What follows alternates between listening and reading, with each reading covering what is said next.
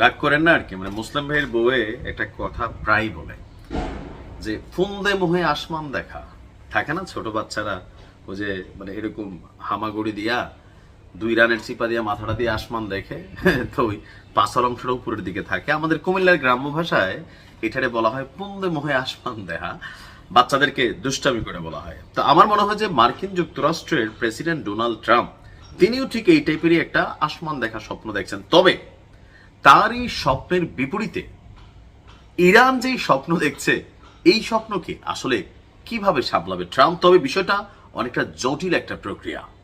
California মার্কিন যুক্তরাষ্ট্রের খুবই গুরুত্বপূর্ণ একটা অংশ। সেই ক্যালিফোর্নিয়াকে দখল করার ঘোষণা দিয়েছে ইরান। অনেকে ভাববেন এটা কি সম্ভব?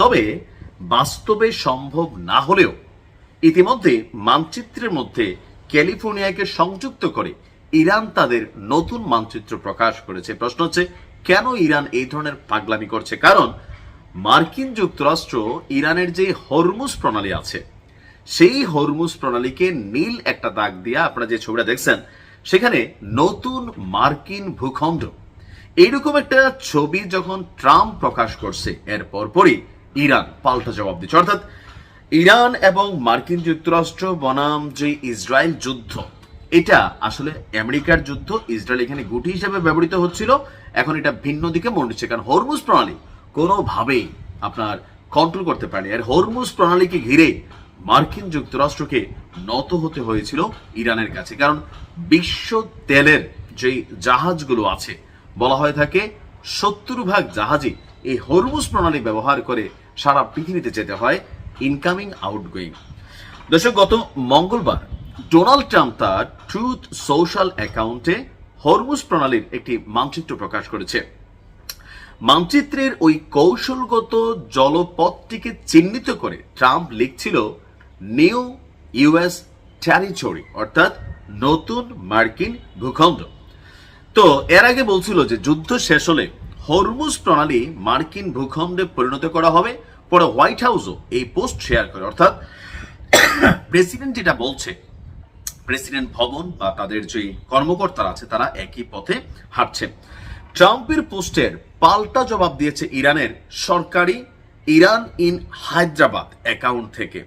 তারা যুক্তরাষ্ট্রের মানচিত্র প্রকাশ করে ক্যালিফোর্নিয়াকে একইভাবে নীল রঙে বৃত্তাকার করে মানচিত্রের উপর লিখেছে new territory of Islamic Republic of Iran, Bangla যার অর্থ ইসলামী প্রজাতন্ত্র ইরানের নতুন ভূখণ্ড। তো এইটা নিয়ে আপনার ইরানের উপপররাষ্ট্রমন্ত্রী যিনি আছেন, তিনি বলছেন যে হরমুজ সংক্রান্ত যে মন্তব্য মার্কিন যুক্তরাষ্ট্র এবং ট্রাম্প করেছে, এটা হচ্ছে নতুন করে যুদ্ধের উস্কানি দেওয়া। হরমুজ প্রণালী নিয়ে ট্রাম্পের এই ধারণা শীঘ্রই সংশোধন করা হবে এবং ইরানিরা তা ট্রাম্পের এই যে বিভ্রান্তি আছে, ভ্রম আছে, সেটাকে দূর করে দেবে। ক্যালিফোর্নিয়াকে তাহলে কেন বেছে নিল ইরান এতগুলো গুরুত্বপূর্ণ স্টেট থাকতে? এর পেছনে বাস্তব প্রেক্ষাপটও আছে। লস অ্যাঞ্জেলস এলাকায় যুক্তরাষ্ট্রের বাইরে ইরানি বংশোদ্ভূত মানুষের অন্যতম বড় সম্প্রদায় বসবাস করে এই ক্যালিফোর্নিয়ায়। আপনার সেন্টার ফর নিয়ার ইস্টার্ন স্টাডিজের হিসাবে লস অ্যাঞ্জেলসের কাউন্টিতে প্রায় 1,41,000 ইরানি আমেরিকান বসবাস করছে।